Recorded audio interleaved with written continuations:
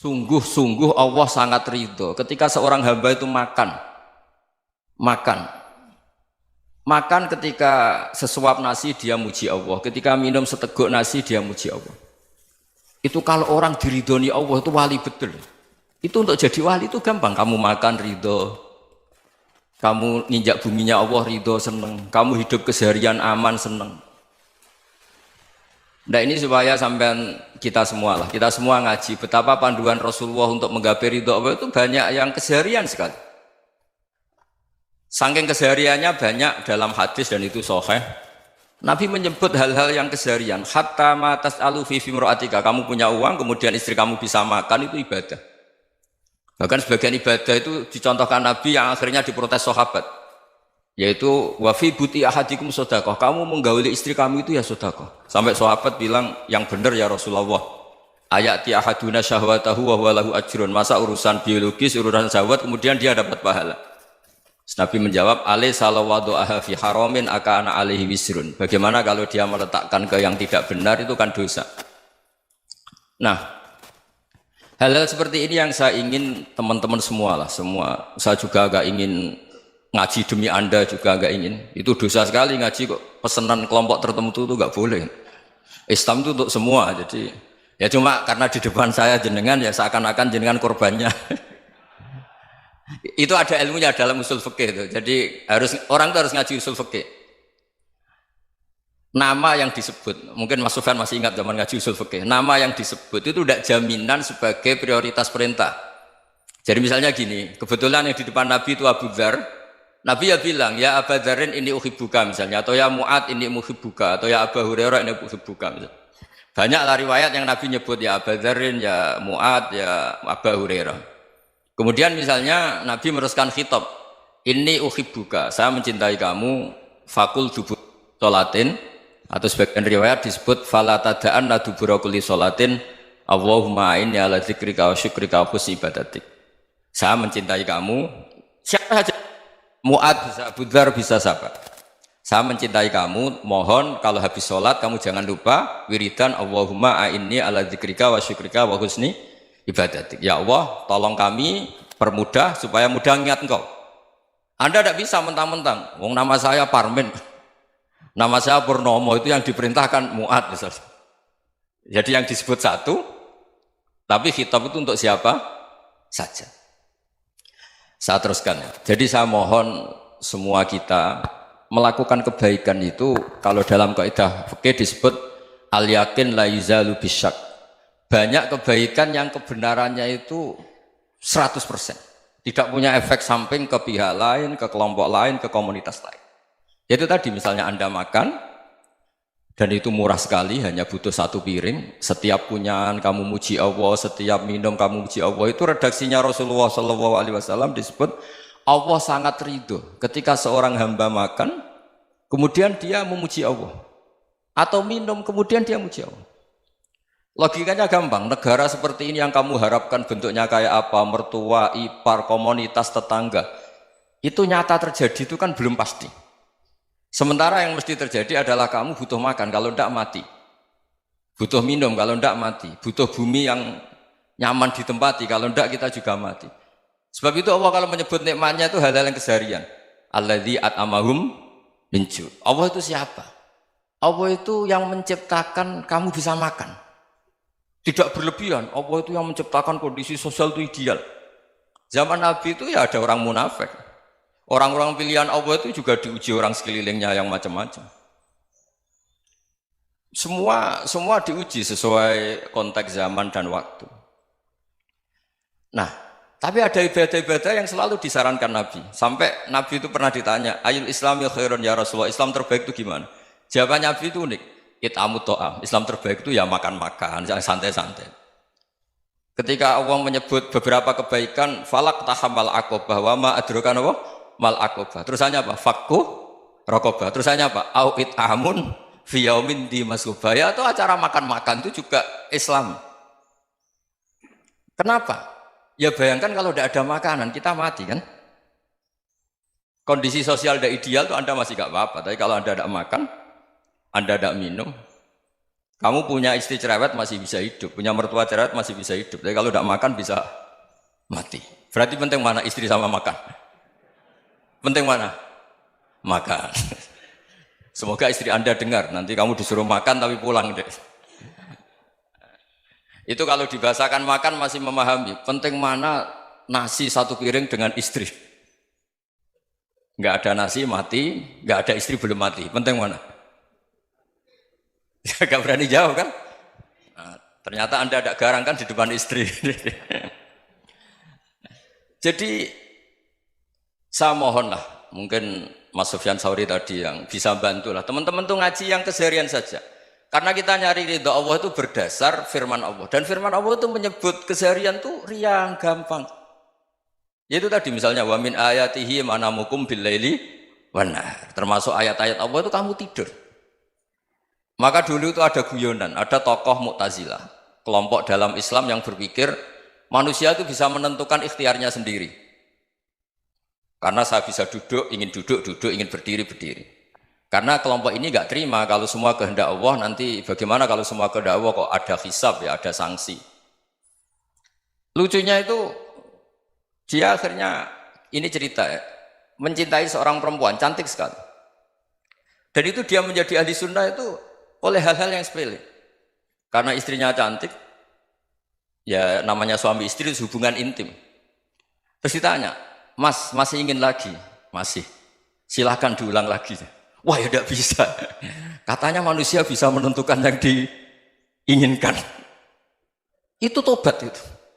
Itu nggak bisa ditobatkan Mas Sufyan Ats-Tsauri. Orang cantik yang mudah nobatkan orang itu orang cantik. Segampang itu.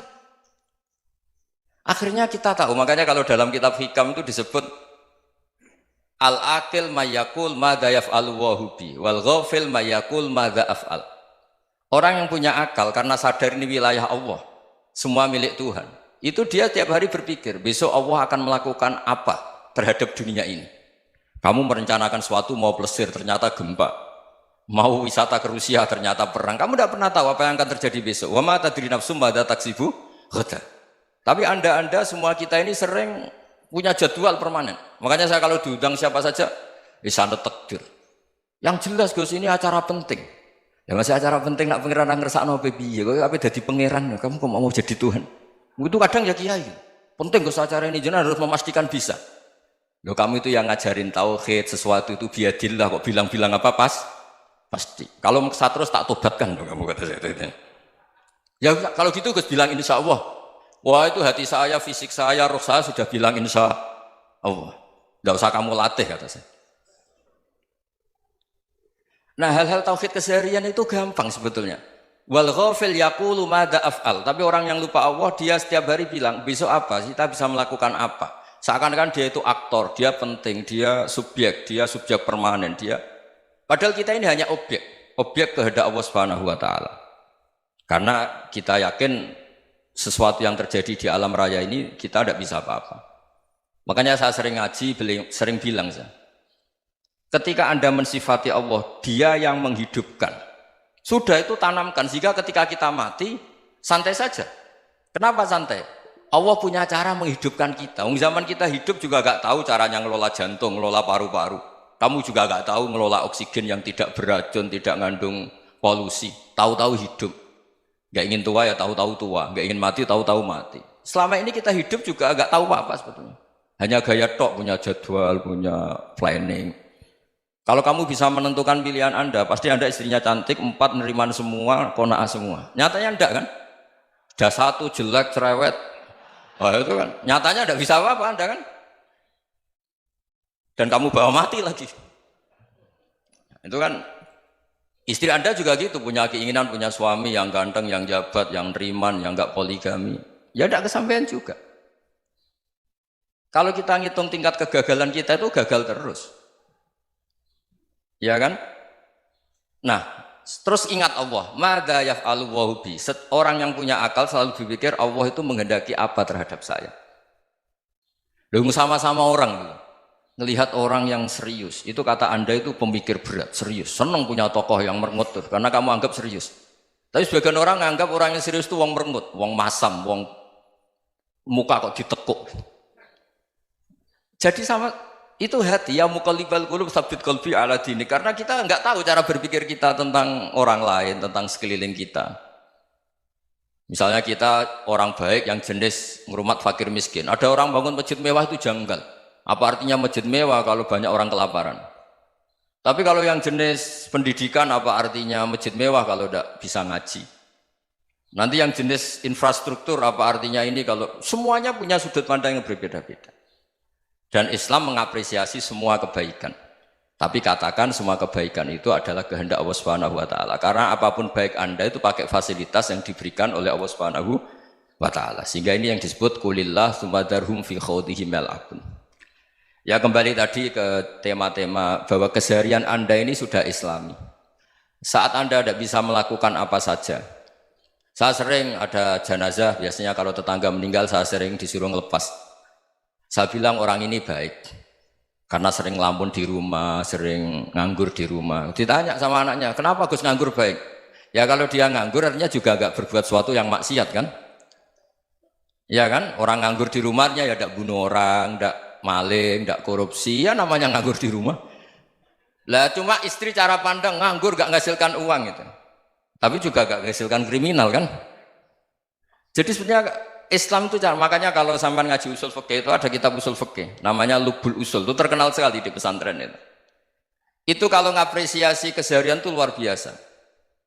Izma min mubahin illa wa yatahaqqaqu bihi tarku haramimma. Karena keseharian yang mubah saat Anda lakukan itu ada kehebatan yang luar biasa, yaitu meninggalkan haram. Makanya dulu banyak orang-orang alim ketemu temannya itu guyon sampai semalaman. Itu biasanya yang semangat Islam itu kiai kok tidak tahajud, kiai kok tidak witir. Orang yang sedang mapan uangnya banyak, malam itu tidak kelayaban itu sudah luar biasa. Melawan nafsu supaya tidak maksiat itu sudah luar biasa. Supaya lupa guyon sama temannya semalaman sampai subuh. Gejlok-gejlokan ngenang zaman miskin, zaman kuliah nggak jelas, zaman apa. Melihatnya jangan tarkut tahajud. Seperti ini meninggalkan tahajud, tapi meninggalkannya ini talkul muharramat. Jadi kayak apa hebatnya? Sehingga Imam Ghazali punya riwayat yang agak unik. Hatta takuna ibadatu akhiri hadil ummah iku an-naum. Sehingga suatu saat ibadah terbaik umat ini itu tidur. Itu kan riwayat kontroversi. Ketika Imam Ghazali tanya, kenapa iya? Kenapa kamu mulai keluar dari rumah itu sudah banyak maksiat? Melihat perempuan yang enggak mahram, melihat fenomena. Tapi kalau kamu tidur itu enggak melihat apa-apa. Tapi juga kamu jangan menganggap tidur itu ibadah betul. Saatnya melakukan fardhu ain malah masih tidur. Tapi itu sudut pandang yang menjadikan kita Islam itu gampang. Jadi saat Anda tidak bisa aktivitas apa-apa, misalnya ada beberapa orang yang lumpuh. Lumpuh itu memang nggak bisa Jumatan, nggak bisa ibadah, tapi dia juga nggak bisa maksiat. Tidur itu memang Anda saat itu tidak bisa tahajud, tidak bisa witir, tapi saat itu ada zina, ada maling, tidak gosipkan orang, tidak bully orang, tidak menanamkan kebencian, tidak hasud. Sehingga tidur menurut Allah Ta'ala wa min ayatihi manamukum billaili apa? Wan-nahar. Karena di tidur itu selain ada unsur istirahat, jaga kestamina, juga ada unsur meninggalkan beberapa keburukan. Nah saya mohon ibadah yang keseharian ini kita jaga. Supaya kita semua baca ayat itu fasih. Fasih itu tertanam di hati. Allah itu siapa? Alladzi at'amahum min ju'i wa amanahum min khauf. Dan Allah kalau cerita di Quran itu anna subabnal ma'a subba thumma syaqaqnal ardhan wa syaqqa fa ambatna fiha habba wa inaba wa qadba wa zaituna wa nakhla wa hada'iqa hulba. Kamu tahu saya ini siapa, kata Allah? Saya ini adalah Tuhan yang menurunkan air, kemudian ada tanaman banyak. Habba wa inaba wa qadba, ada zaitun, ada tin, kalau orang Jawa mungkin ada tela, ada padi, ada mangga, ada pisang. Sudah. Wa inaba wa zaituna wa nakhla wa hada'iqa hulba. Ada perkebunan yang lebat. Tujuannya apa? Mata Allahkum, silahkan kamu pakai, kamu nikmati. Tapi karena kadang kita ini punya ide-ide besar. Tadi untuk syukur saja nunggu punya istri riman, rumah baik, tetangga baik, komunitas baik, semuanya baik baru syukur. Lama-lama nanti ada di surga, syukurnya nunggu surga paling kelas A. Itu sudah ada yang menghuni Rasulullah, kamu nggak boleh di situ. Masa untuk syukur saja? Repotnya Masya Allah. Jadi mohonlah Quran yang kalau Anda hafalkan juz sama itu kan ada ayat-ayat yang kayak tadi. Ya, fal yang dzuril insanu ila ta'ami. Coba lihat. Apa yang kamu makan ya? Dari mana? Dan untuk mempertahankan hidup kamu keseharian. Jadi jangan kira ibadah itu harus membentuk komunitas yang versi Anda. Ibadah itu harus yang hal yang mulu-mulu. Kesehariannya Anda alami. Loh ini saya tidak bikin-bikin. Saya ngaji bukan karena berdasar pesanan. Itu ayat yang saya bacakan betul ada ayatnya kan. Fal yang dzuril insanu ila tu'ami anna sobabnal ma'a sobba thumma syaqaqnal ardo syaqqa fa ambasna fiha habba wa inaba wa qadba wa zaituna wa nakhla wa hadaika ghulba. Terusannya apa? Mata'al lakum, silakan kamu nikmati. Mata itu silakan kamu nikmati. Ya kayak sampean dikasih hidangan ya makan. Ya sudah makan, habis makan ya minum, habis itu ngantuk ya tidur. Ya sudah normal-normal saja. Kayak apa indahnya Islam? Tapi Anda mencari Islam yang gimana lagi? Nah itu yang diajarkan guru-guru kita, diajarkan sanad kita sampai Wali Songo, sampai Rasulullah SAW. Bahwa pada akhirnya ada jihad, ada perang. Itu dulu memang perang, bukan membunuh, beda. Dulu kita dijajah Belanda ya perang, dan itu normal karena kita dijajah. Jadi ketika orang lain ingin baik sama kita, wa in ahadum minal musyrikin astajaruka ya fa'jirhu hatta yasma'a kalam Allah. Kalau mereka ingin baik ya kita baik. Makanya ada istilah musta'man, mu'ahad. Kalau mereka ingin damai, berdampingan dengan kemajmukan ya itu yang lebih baik. Karena memang Islam menghormati proses perdamaian. Wa in janahu lis-salmi ya fajnah lah. Kalau ingin damai ya kita harus